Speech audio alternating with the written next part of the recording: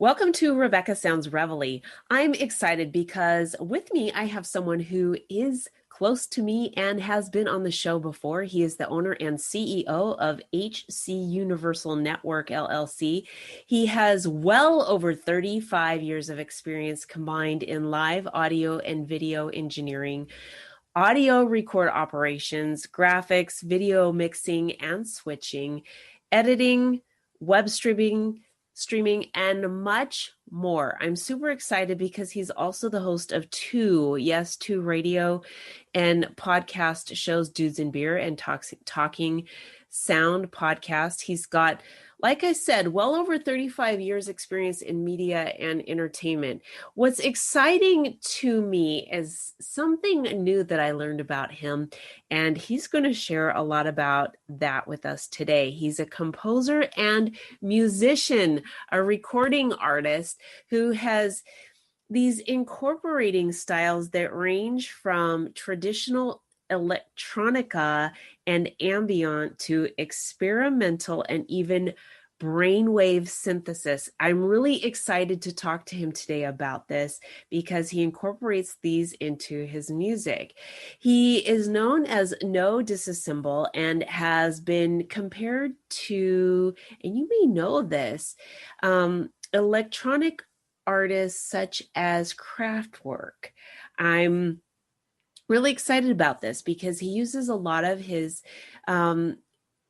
mixes with media visualization into his music.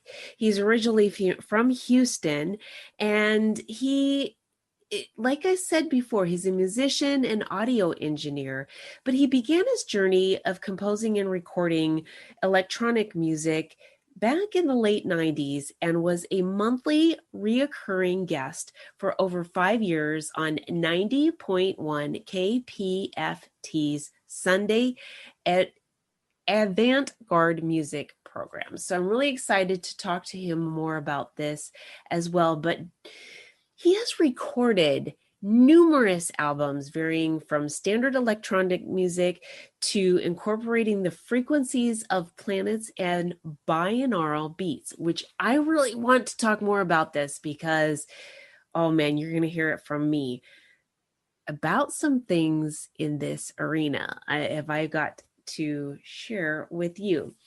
But he's also been experimenting in the studio with making music utilizing real-time brainwaves to drive his synthesizers and producing mixed media visualizations into the music. So with me today, he's been on the show before, but we're going to talk more about his compositions and even more. With me is Christopher Jordan. Welcome to the show. Hey, how are you doing today, Rebecca?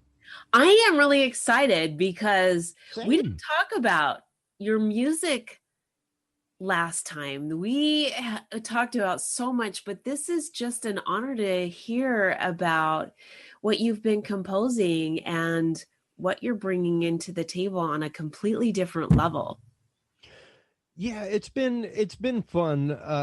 Over the last year or so, I've really, I guess, through my travel, come across people that have been listening to this music, and it's kind of been a dirty secret of mine for years that I make music to begin with. Like, there are people that have known me for years and been like, "Wow, you make music?" Like, I had no idea. Yeah. And then they start listening to it, and then they find out that, like, even my dad recently found out I was making music with my brain waves, and he was like, "Oh man, you gotta send that to my buddy. He used to listen to your show on the radio all the time. Like, you make some weird stuff, son." But you've been publishing music through HC Universal and through podcast as well. And you've been utilizing this method also to compose music for use by podcasters in addition to that, right? Yeah. Quite a bit of my music I've, I guess, licensed out in that way. I've, through just being owner of the HC Universal Network, come across many people that are looking to build shows, that kind of stuff. And they're like, "I have no idea where to go for music." And I'm like, "Well, what is your show intended to be about? What is your show going to be about?" Do you want like mysterious, mischievous music, industrial style music? What do you want? So yeah, through No Disassemble, I've had like a good 4 or 5 hours of material recorded over the last many years. And it just became one of those that I started kind of farming that out to people, not only on the network who came in and we built shows for, but for other people as well. So Well, it's been let me great. let me go back into my knowledge of where this kind of started for me Hmm. in knowing that this even existed. So, way back when, this goes back to my childhood in the 80s because I can remember going to somewhere and I don't remember specifically where it was. And this kind of sounds somewhat, I don't know, kind of, we were somewhere like a car wash or something like that. And there was sort of this machine. And for whatever it was, you could, and I don't remember what the specifics were, but you could get something printed, some kind of a biofeedback. Hmm. And it did brainwaves and it did something. And Yep. so I knew there was a start of that. And eventually you it ended up going into there was music attached or something over time.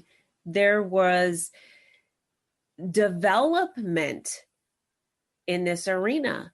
And so this isn't something that is new. This goes Oh back, no. there is scientific data that goes back to this from a long time ago. Oh yeah. And Yeah. yes, Yeah, if you go through and start looking at research, it really, a lot of it starts with the Monroe Institute, things like that back in the late 60s, early 70s, that kind of stuff, where they started coming up with like the hemisync entrainment process, where through basically exposing your brain to certain brainwave types over a period of time, your brain would more readily pick up those brainwave types and carry those brainwave types as a carrier signal. So basically, the concept was if we, let's say, in a children's ward, put in deep theta waves underneath music, you would never hear it. Uh, Deep theta is somewhere in the low hertz range, so it may sound like a couple of clicks per second that you might interesting. hear, something like that. Okay. But it would be buried under the music. Now, you wouldn't hear that, but your brain would be able to entrain on that, which means that your brain hears it. Your subconscious mind hears that pattern to begin with and recognizes it. It's And fascinating. it really follows this. If you've ever walked down a hallway with a friend, started on an opposite foot, and then ended up walking in sync, and then you fall out of sync. Your brain does the same thing to frequencies around it all the time. So, quite literally, to be able to kind of hijack the brain in that way and understand that it is both a receiver and transmitter in that form, and that when you expose it to these waves, it will more readily create these waves. So, the more you listen to alpha waves that have to do with the waking mind, creativity, things like that, the more readily your brain will produce those waves. Uh, whether it be being in that circumstance of needing creativity randomly, or whether it's just to be more creative regularly on a regular basis, you know. So yeah, I've been using this process for a long time personally, like easily 20 years, using brainwave entrainment, brainwave devices. I was fortunate enough years ago. Um, the Sharper Image had a device that was a Oh, pair of yes. goggles that you put on, and it had different patterns that you could go through. There was a tape series that went with it, where like there was one pattern that would help you quit smoking, and you listened to the tape while you played the pattern, that kind of Okay. stuff. Really interesting. And it was like a $500-600 device that you could buy at Sharper Image.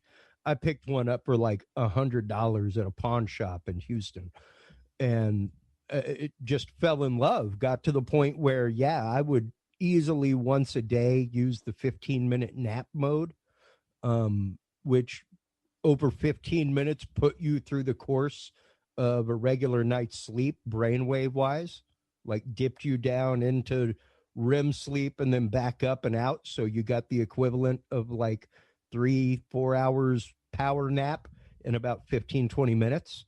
Uh, pretty Interesting. pretty wild things like that. And there's been a lot of research done in burn wards, stuff like that, where they've actually used healing frequencies underneath music and shown 20% increase in healing, that kind of stuff. So yeah, like you said, there is nothing new about this technology, nothing at all.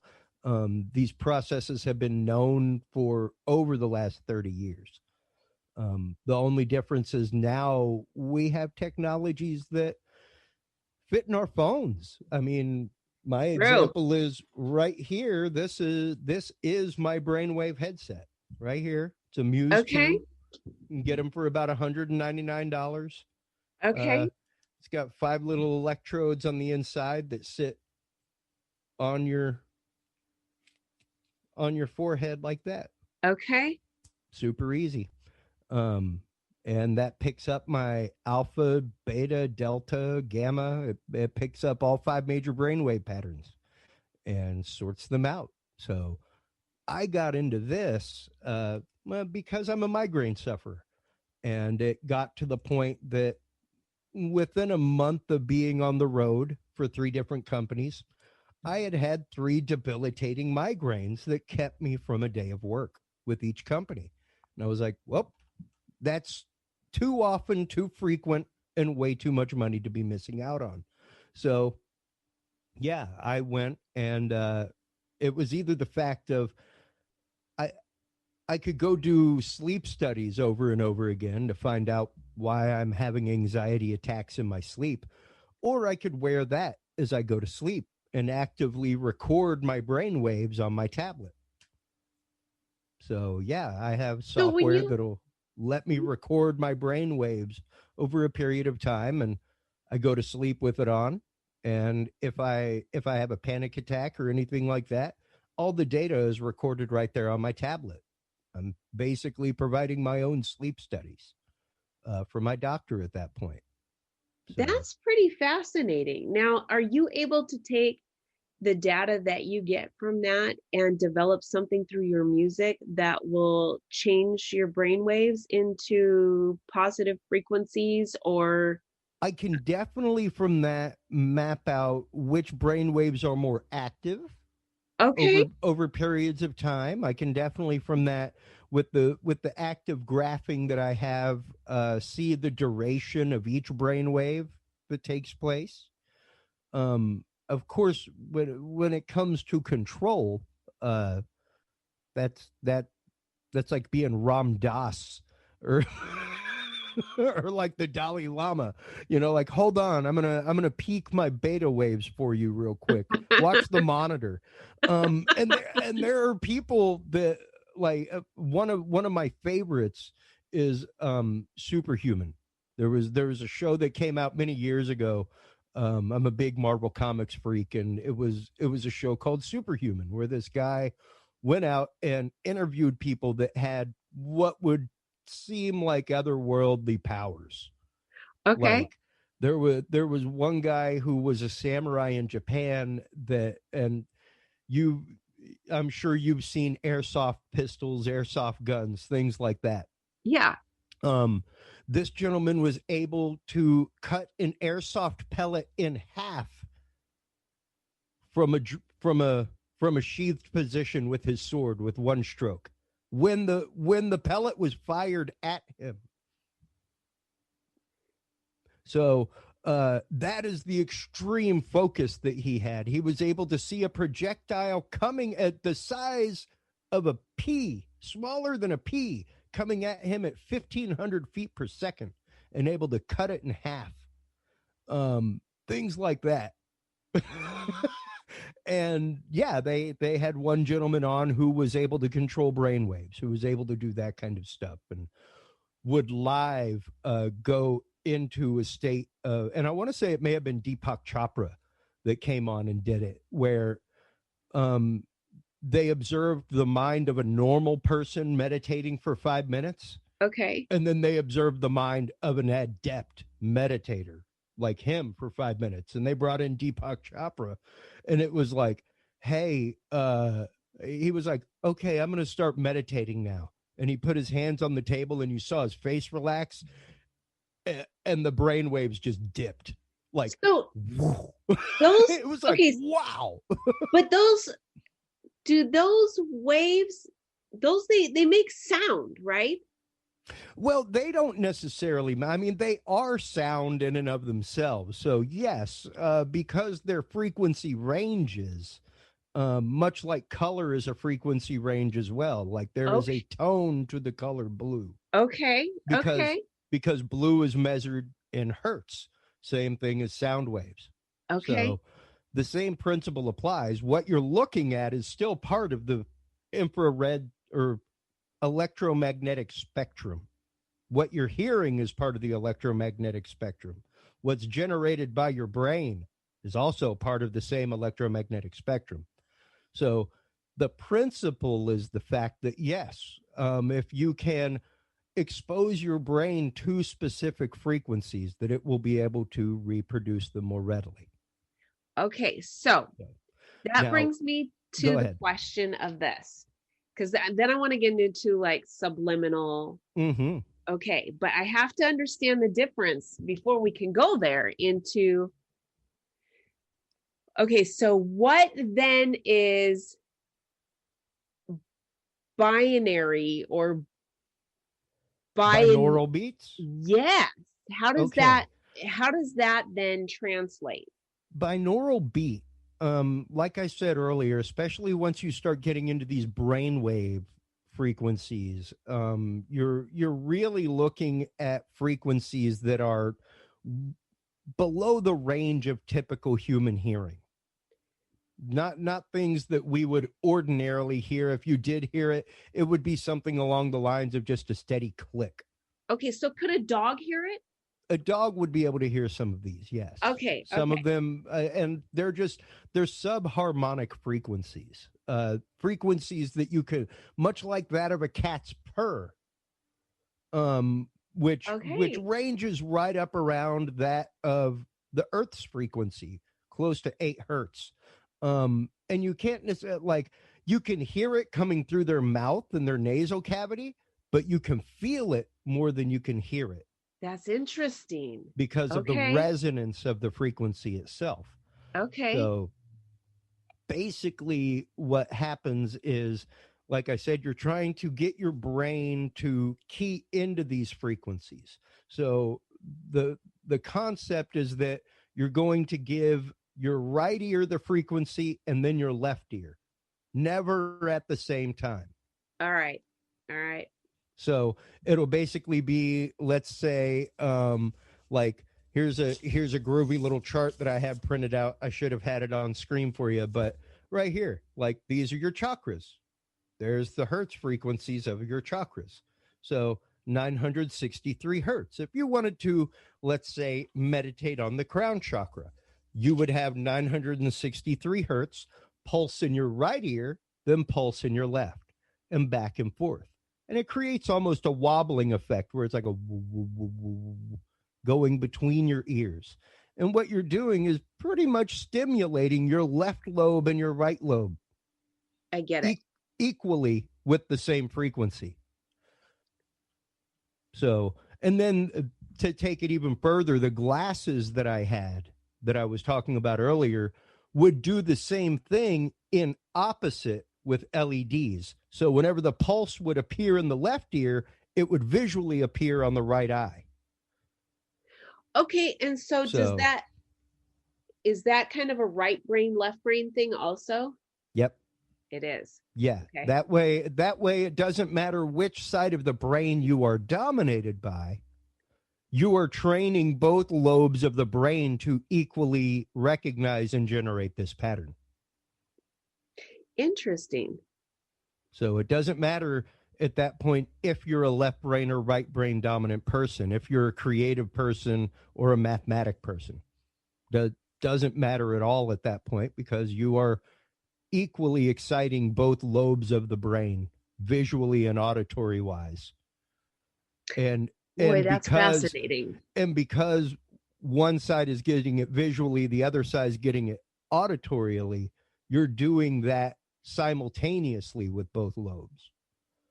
So yeah, it's wild. You're actively entraining your brain from different segments of the lobes of your brain at the same time.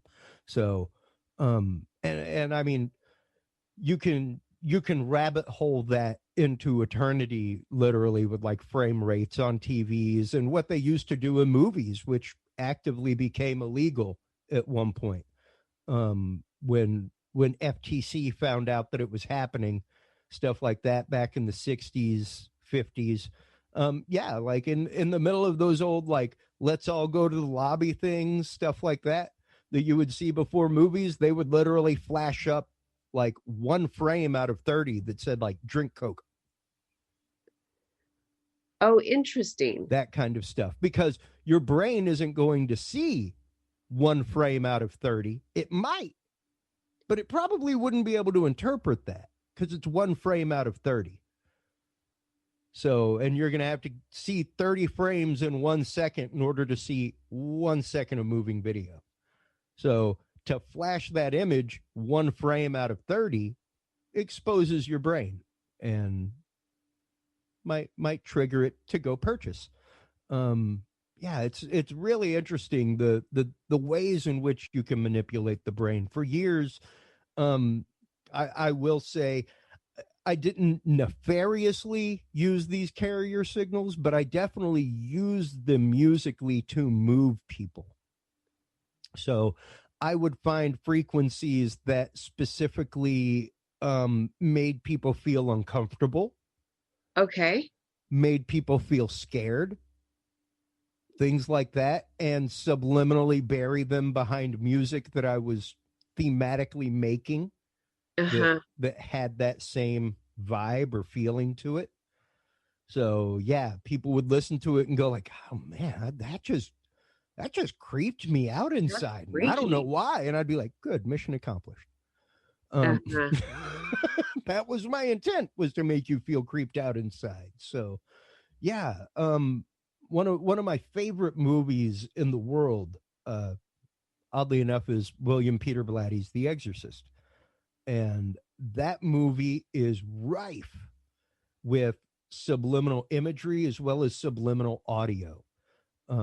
A lot of the the audio engineering and the audio design, the sound design that was done for the demon itself when it possessed Reagan, the guttural sounds that were coming out of her were actively the sounds of pigs and sheep being slaughtered, played in reverse. Oh, A lot, interesting. a lot of the sounds that were happening during moments of tension in the background that were Uh-huh. just sound like noise are the sounds of hornets and wasps and jars being shook up and then played in reverse.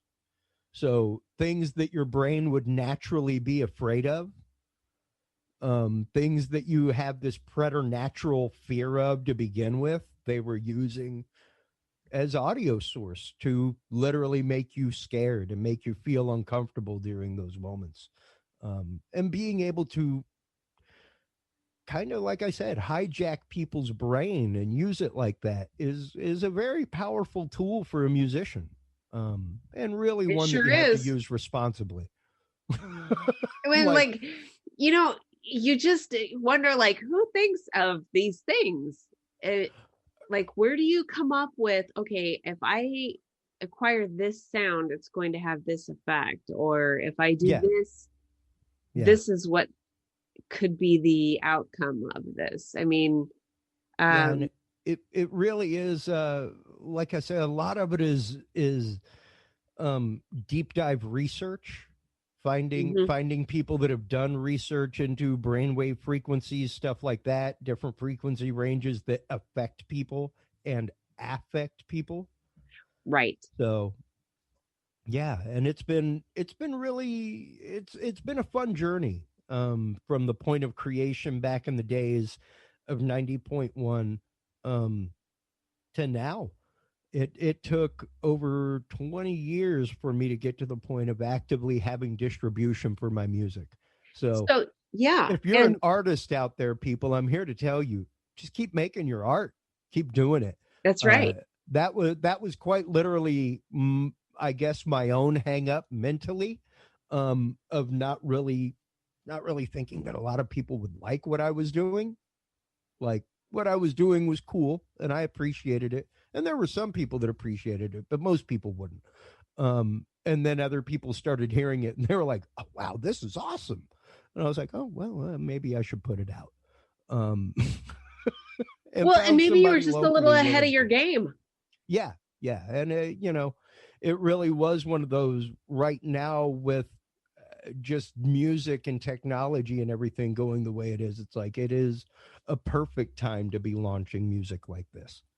So Yeah, I mean, you have done some things that are just incredible, and sometimes thank you. um, those composers just have gotten so far ahead sometimes. And the good thing about that is it has allowed you to be able to create several um, different compilations and be able Yeah, to have that readily available. Now you have several albums that you can that are ready. yeah, yeah. I've got I mean, as soon as I got distribution, I asked, College of Hip Hop Knowledge is who I'm distributed through here locally, and I was their first actual artist that was not hip hop oriented. I had interviewed them a few times on my Talking Sound podcast, things like that. We'd become close, fast friends, and I saw that they were reaching out into the community looking for artists other than hip hop. Like, hey, we're looking to grow our label. And I was like, I don't know if you'd be interested or not, but I've been making music for a hot minute or two. Like, see if you like anything. And I sent them some stuff that I'd recently composed, and they're like, dude, this is cool. Like, this is straight video game type music. Of course, we'd like to release this. So I became their first non hip hop artist, and it's been a great relationship. It's been fantastic. They immediately got me onto every platform out there for music, Amazon, Alexa, all of it. So it's been a great ride over the last almost year. I guess this upcoming May will be when I released my first album with them. That was Interstellar Love Child. Uh, This is was my exciting. first So album. let's talk about your different albums. Yeah, yeah. I've got quite a few out there. Like I said, the most recent one is Pro Ad Somnum. That's the one that is available exclusively right now on NoDisassemble.com.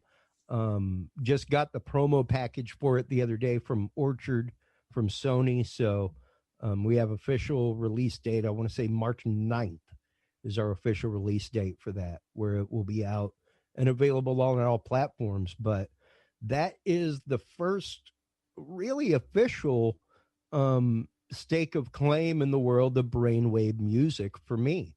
Uh, Interstellar Love Child had a track on it that used brainwave frequencies, but used them in a different way. It wasn't to influence the music, it was to actively create the music,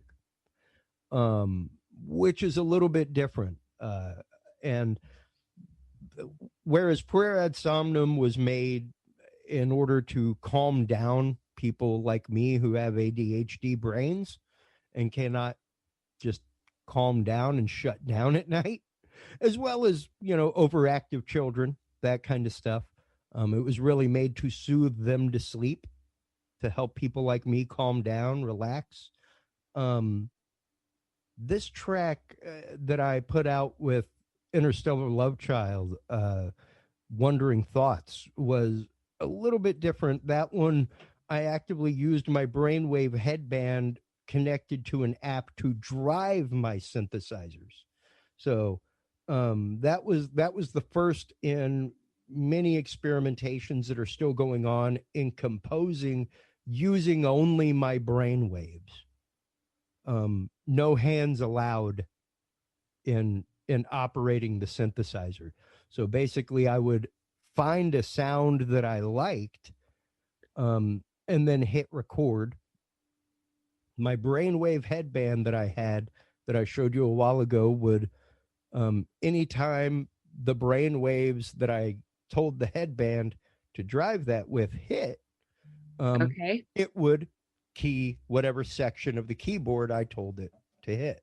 So I would say, like, beta, you're going to take this octave of the keyboard. Alpha, you're going to take this octave. And yeah, as I sat and relaxed and my brain waves would peak and move around, a track would be created from my synthesizer. For the second track, I would take the first track, listen to it, and put it through a visualization software, and then hit record. So the second track is a sum of what my brain was thinking about while watching and listening to the first track.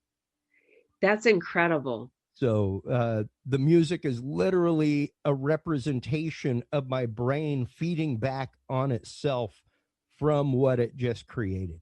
And it's some pretty wild stuff. Here, I'll give you a little sample of Wandering Thoughts.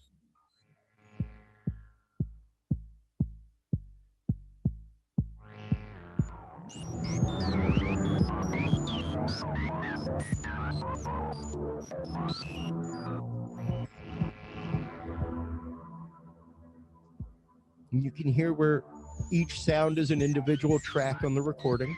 Yes. Each one being triggered by my brain.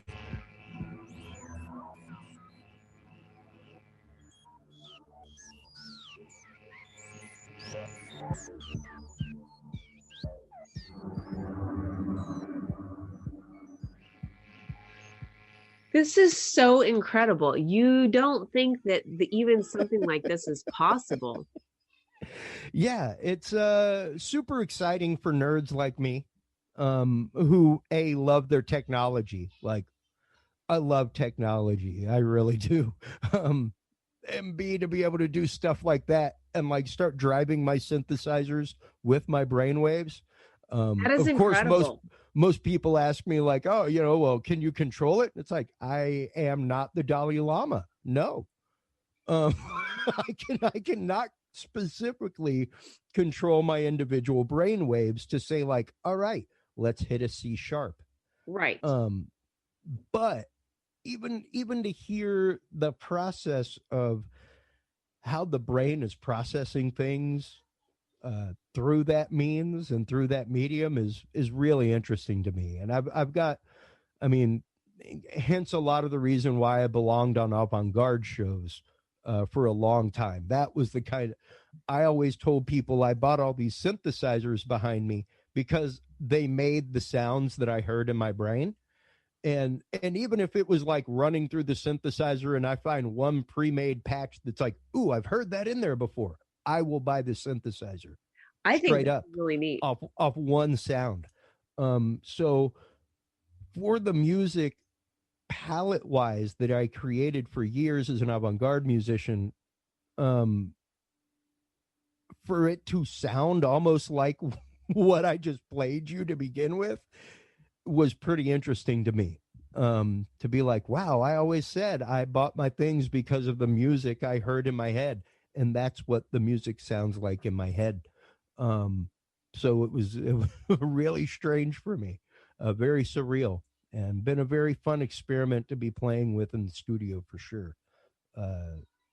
That, and then of course the visual realm that I'm playing with now, all that kind of fun stuff. So yeah, it's This been is really neat. super fun as an artist. This is really neat. I can't wait to see how your release is and how many others are going to emulate what you, Mm, yes. yeah, yeah. And Uh-huh. you know, I'm not the only one out there. There are tons of people out there making binaural beat music, making brainwave music. Um, I know that there's a couple artists out there that have done things similar to what I just played you, driving things with their brainwaves, that kind of stuff. So I don't stand alone, but I definitely stand with a different crowd. Yeah, I'm not I your think that average there's G going to chord be, musician. but you are on the edge of something that has been in development for a long time, that I think is going to be making a Yeah. huge difference. So, um, Well, it's really interesting because yeah, right now, like I was saying a minute ago, there is this melding of technology and this almost hyper awareness of people, that are coming back to this understanding of biofeedback, yes, that are coming back to the understanding that we can learn more about our bodies and control our bodies even, um, in given certain circumstances and environments.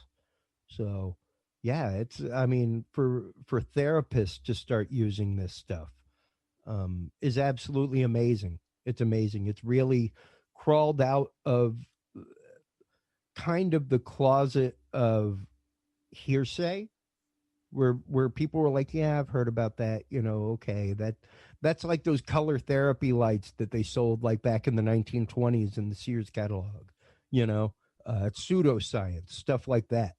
this um is this and is it's really really being exciting. shown more and more that it is not a pseudoscience. It is an actual thing.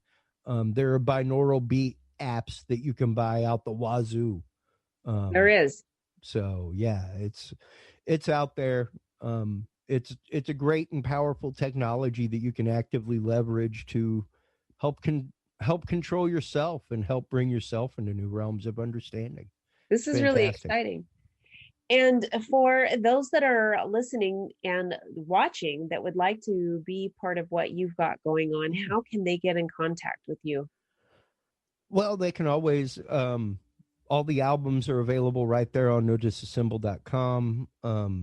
And any of the music is available right there. We will be soon coming out with a chakra album, as well as an accompanying app for that, incorporating video. We've been doing you can always find No Disassemble on Facebook. Every Monday, we've got the Monday meditation hour going on. So, um, actively bringing this to the people and just kind of doing a Monday morning meditation where it's frequency music going on, kid friendly, all kinds of good stuff. So, yeah, nodisassemble.com, hcuniversalnetwork.com.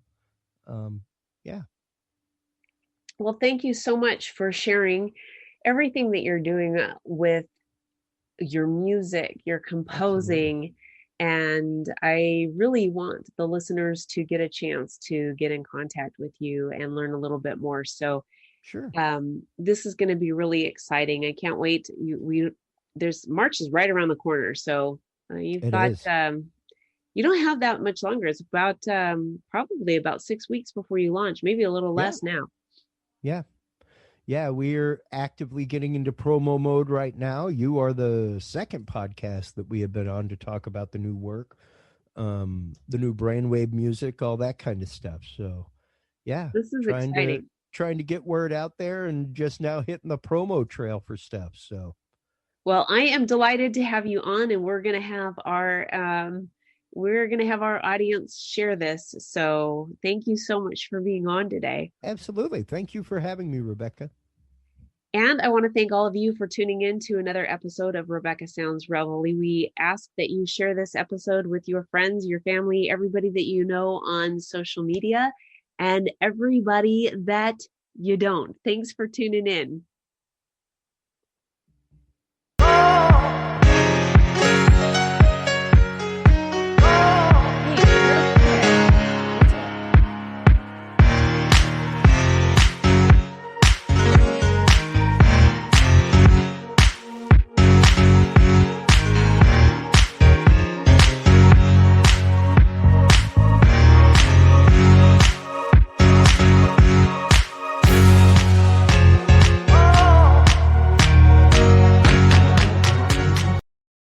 Did you know that 3 out of 4 people are dehydrated and they don't even know it? That's crazy. So I've been drinking Liquid IV. It's the fastest, most efficient way to stay hydrated. In fact, every serving can hydrate you 2 to 3 times faster and more efficiently than water alone. And staying hydrated can boost your immunity. So I'm drinking a lot of this stuff right now. But wait, it gets better. Right now they're running an incredible sale during Valentine's Day. Get 30% off their entire site today through Sunday, February 14th.